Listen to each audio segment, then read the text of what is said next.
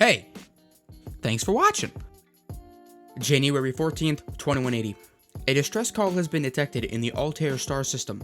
The nearest starship is the USS Kumari, which is currently acting as a testbed for experimental Starfleet technologies. The acting captain of the Kumari is Admiral Shran, and he has diverted course to intercept the distress call as soon as possible. The Kumari-class starship was designed in the early 2150s by the Andorian Empire to be a light cruiser that could stand up to Vulcan ships of the time. At a length of 400 meters and a width of 200 meters, it has a crew complement of 86 spread across 17 decks, and is propelled by a Type 6 combat warp drive, capable of sustaining warp factor 5 for extended periods of time. The Kumari class is equipped with Type 6 deflector shields and titanium hull plating, and is armed with 2 light Andorian phasers, 1 medium Andorian phaser, and 2 photonic torpedo launchers. The Kumari class has multiple tractor beam emitters and a transporter system that was added after its latest refit, as well as 2 shuttles for transportation of goods. April 2nd, 2180. The election results are in, and the new Federation president is Jonathan Archer, who will serve a 10-year term. The next election is scheduled for January 1st, 2190. April 23rd, 2180. The USS Kumari has arrived at the distress call and discovered a denobulan freighter that was critically damaged. Admiral Shran is currently assisting the freighter with repairs, and the Kumari will return to its original mission once the repairs are completed. August 15th, 2180. A Class 4 asteroid has been detected on a collision course with Altair 6. Unless it is diverted, it will hit the northern hemisphere. Normally this would just be observed and studied, but Altair 6 is inhabited.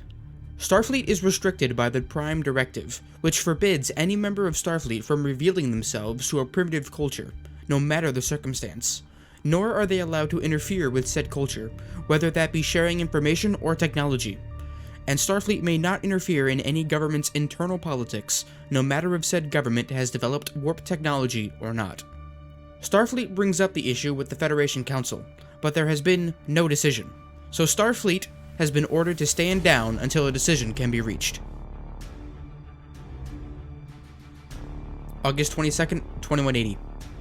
The Starfleet Admiralty has voiced their concerns about the Council not coming to a decision, stating that there will not be enough time to stop the asteroid unless a decision is reached soon, but the Council has not changed their position.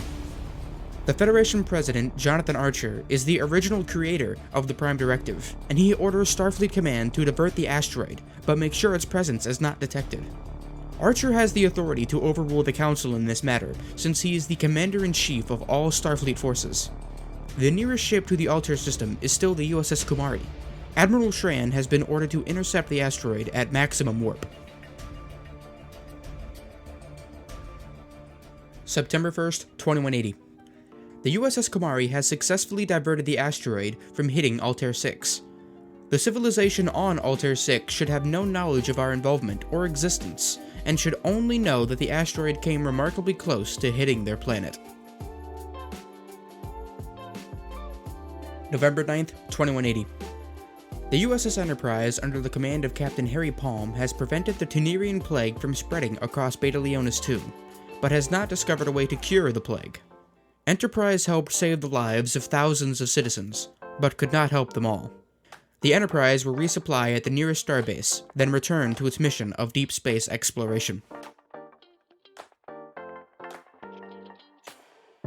January 1st, 2181.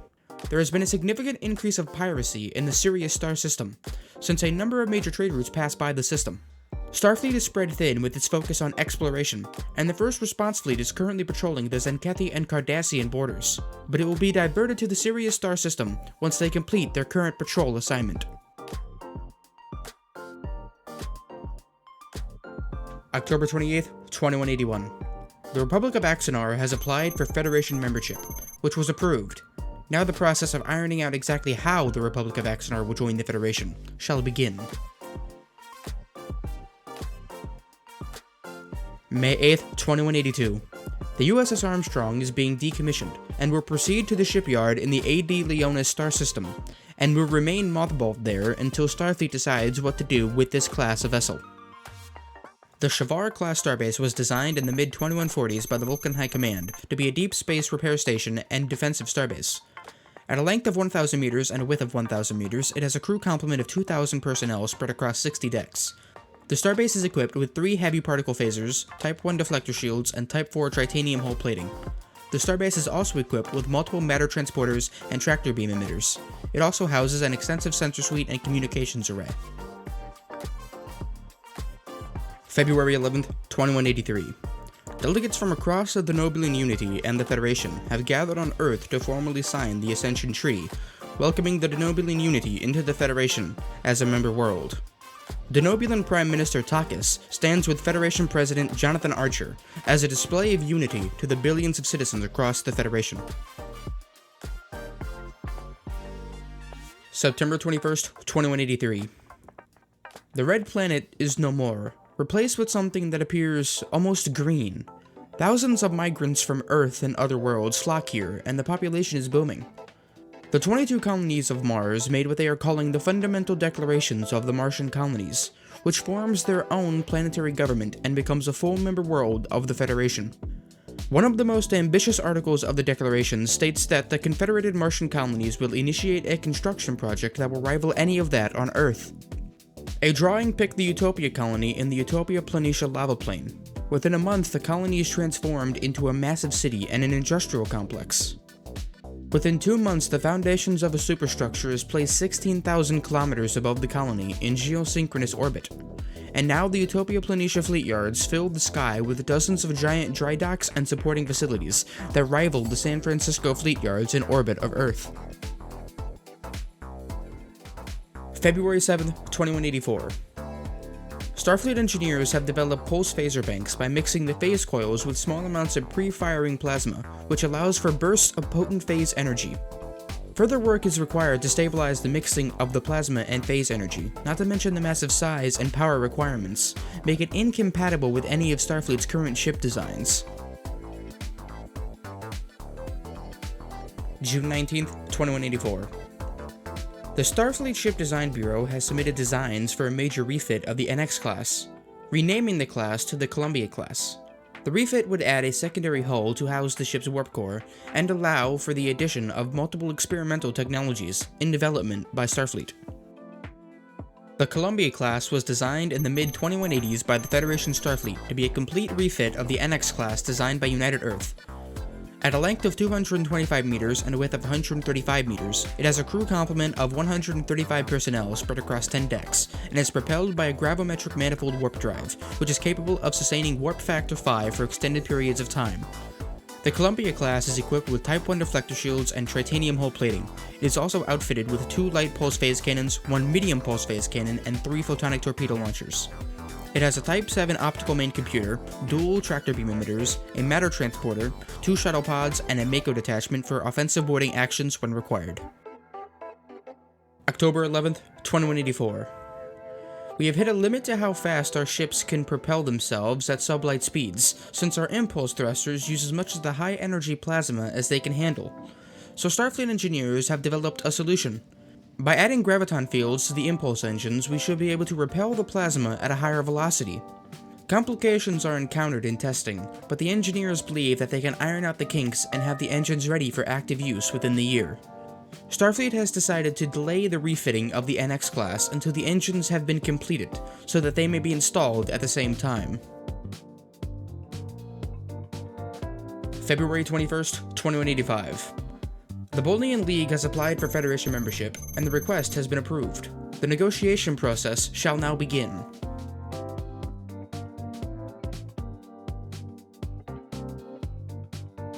May 1st, 2185. The First Response Fleet has returned to the Utopia Planitia fleet yards so that it can be refitted with new systems, and the 2 NX-class vessels, the Columbia and Jupiter, can be refitted to the Columbia-class variant.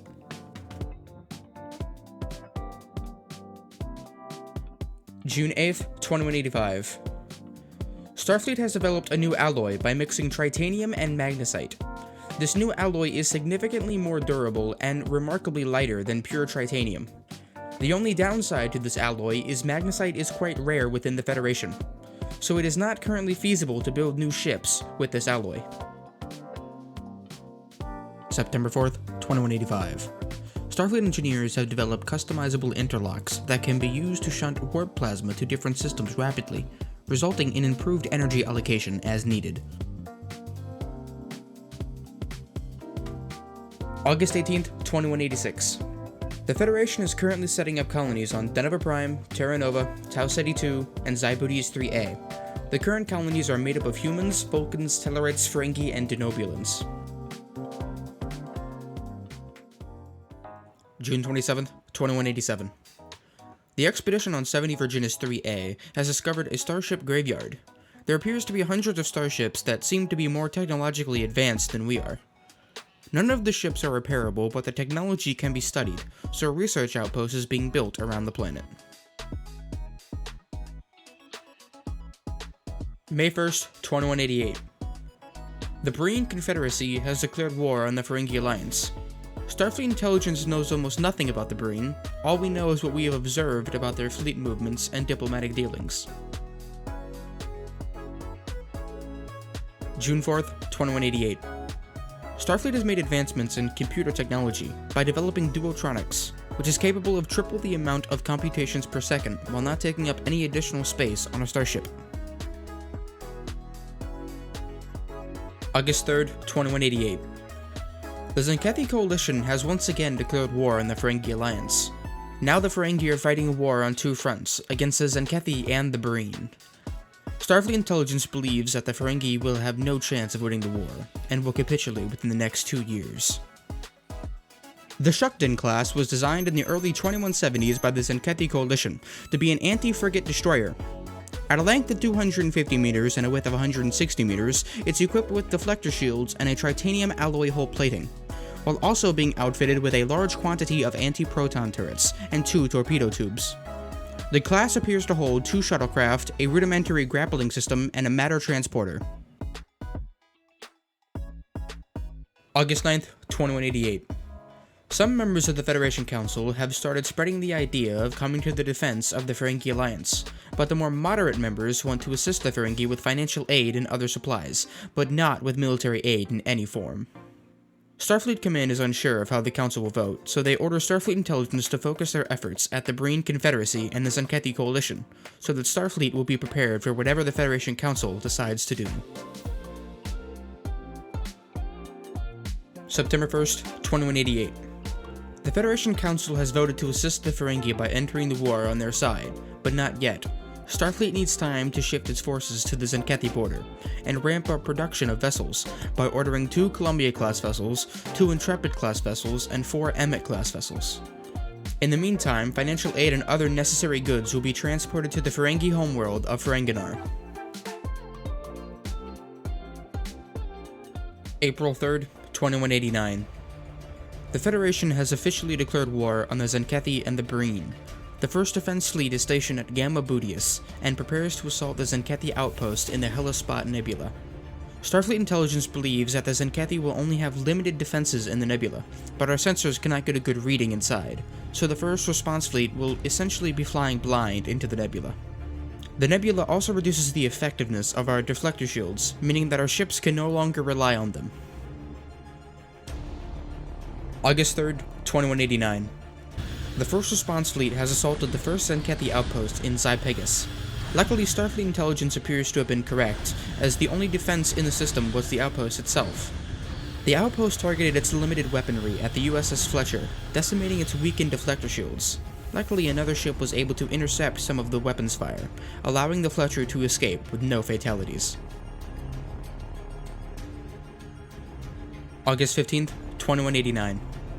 The Ferengi have requested Starfleet's assistance in defending Ferenginar, but Starfleet is not in a position to send a fleet to assist, so they have sent the Federation flagship, the USS Enterprise, under the command of Captain Harry Palm, to be a military advisor and assist in diplomatic discussions as needed. November 24th, 2189. The 1st Response Fleet moves to the next outpost in the Areola star system. After a short battle, the outpost surrendered, and Makos are sent to board the outpost. They clear the outpost without taking any casualties, and capture the remainder of the outpost's crew. December 29th, 2189. Tzenkethi forces have entered the Ferengi's home star system and threatens Ferenginar. The fleet defending the planet is made up of 3 destroyers and 1 frigate. Ferenginar is also defended by a starbase, but it is designed to be a shipyard, not a defensive station.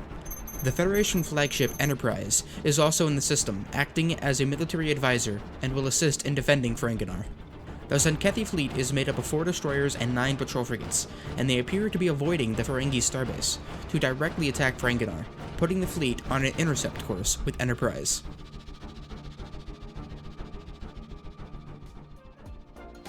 January 1st, 2190. The election for Federation President has begun. The candidates are Sophia Morales, Maxwell Forrest, former President Nathan Samuels, and incumbent Jonathan Archer. Sophia Morales is against the war and has vowed to withdraw the Federation from the conflict as soon as possible.